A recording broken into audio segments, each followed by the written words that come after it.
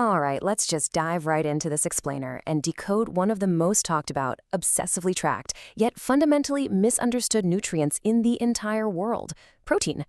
For something that is literally so basic to our survival, it is wild how much confusion surrounds it today. I mean, walk into almost any supermarket today, and it feels like protein has become the ultimate superhero of nutrition, right? You've got high protein yogurt, high protein cereal, high protein bread, and yes, even high protein water, because apparently regular water just wasn't doing enough heavy lifting for us. But right alongside all this massive, multi-billion-dollar hype, there are also these alarming rumors flying around, warning you to be incredibly careful. So we're faced with this really crazy contradiction. On one side, you have loud marketing pushing high protein everything as the ultimate key to fitness. And on the exact opposite side, you have these scary rumors warning that too much of it will cause severe kidney damage, weaken your bones, or even make your hair fall out. Honestly, it's no wonder so many of us are completely lost on what to actually put on our plates. If you're feeling a little overwhelmed by all this noise, here is exactly how we're going to untangle the science today. We'll cover 1. The building blocks of life, 2. Debunking common protein myths, 3. The risks of too little, 4. Finding your perfect amount, and finally, 5. The real secret to health. Let's start with section 1, the building blocks of life. What is protein, really? Before we can even tackle the myths, we have to establish a scientific baseline of what's happening inside your body every single second. The absolute crucial point here is that protein isn't just for bodybuilders trying to bulk up. It's a fundamental requirement for your existence. When you consume protein, your digestive system breaks it down into smaller units called amino acids. Think of these amino acids as tiny little Lego bricks. Your body uses these raw materials around the clock to build and repair muscle, renew skin, grow hair, produce vital hormones, and create life-sustaining enzymes. It is literally a non-stop construction zone in there. So it basically becomes this continuous 3-step cycle. First, you consume protein-rich foods. Second, your digestion breaks them down into those loose amino acid bricks. And third, your body rebuilds them into whatever tissue, hormone, or immune cell you urgently need at that exact moment. Your body absolutely relies on this cycle of breaking down and rebuilding just to keep you functioning day in and day out. Moving right along to section 2, debunking common protein myths. Let's separate fact from fiction. Okay, we have to start with the massive rumor that protein ruins your kidneys. Like a lot of myths, this one actually started with a tiny grain of truth. Diseased kidneys do need careful management and medical supervision because they really struggle to handle the byproducts of protein metabolism. But current evidence is crystal clear here. A high-protein diet does not cause healthy kidneys to fail. In fact, filtering the waste products of protein metabolism is literally their job. They are completely designed to handle it.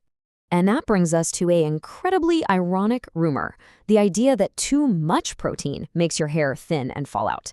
Well, as it turns out, not getting enough protein is actually more likely to contribute to hair loss than eating enough of it. Your hair is largely made of a protein called keratin. This means a deficiency, not an excess, is what actually slows hair growth. If you don't eat enough, your body goes into triage mode. It prioritizes more essential life-saving functions over hair growth, and shedding can happen. So restricting protein to save your hair? Yeah, that's completely backward. Oh, and then there's the infamous 30-gram rule.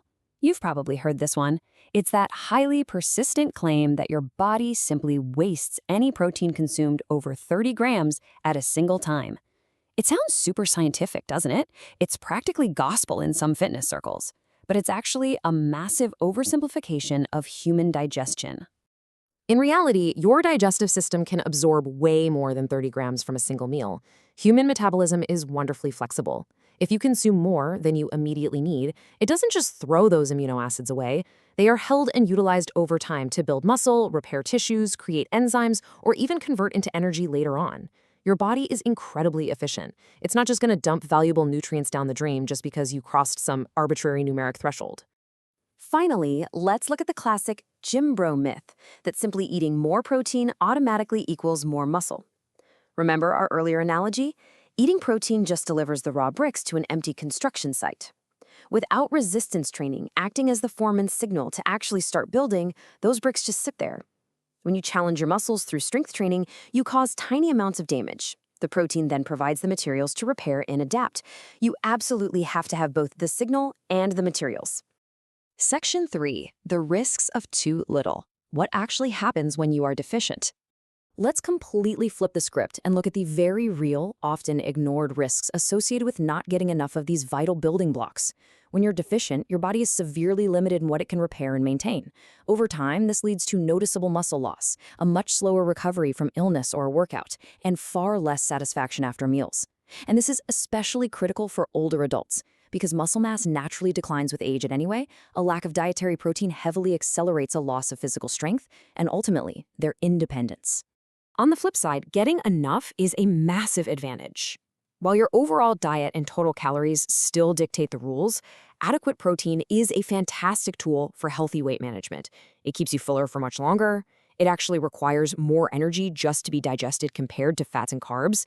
And crucially, it protects your valuable muscle mass while you are losing fat.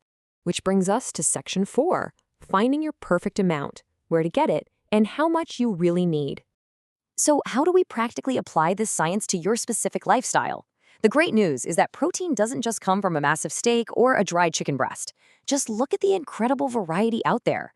You can easily hit your goals by mixing and matching animal and plant-based sources throughout the day, from fish, eggs, and Greek yogurt on one hand to beans, lentils, and tofu on the other. Plant proteins absolutely count, and eating a wide variety is definitely the smartest, healthiest approach to getting a full profile of amino acids.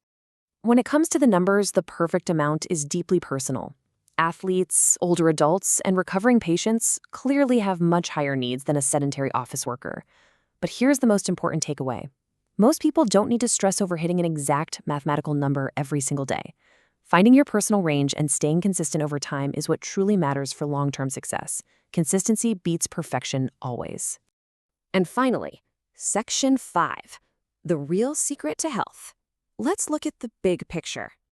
As we wrap up this explainer, we need to zoom out a bit and address the absolute biggest mistake people make when thinking about nutrition. The really ironic truth here is that the biggest mistake isn't eating too much protein. It's believing that protein alone creates health. You can eat all the protein in the world, but if you ignore vegetables, fruit, whole grains, healthy fats, and fiber, your diet will still fail you entirely. A truly healthy diet requires all of it. Because real health doesn't come from obsessing over a single trending macro or expecting miracles while you sit on the sofa. Protein is absolutely one of the most vital things your body needs, but it won't magically compensate for a generally poor lifestyle. The biggest myth is believing one single nutrient determines your health, rather than giving your body exactly what it needs day after day, year after year. True health comes from a holistic approach. So we'd love to know how you're applying this science to your own life. What's the highest protein food you eat regularly?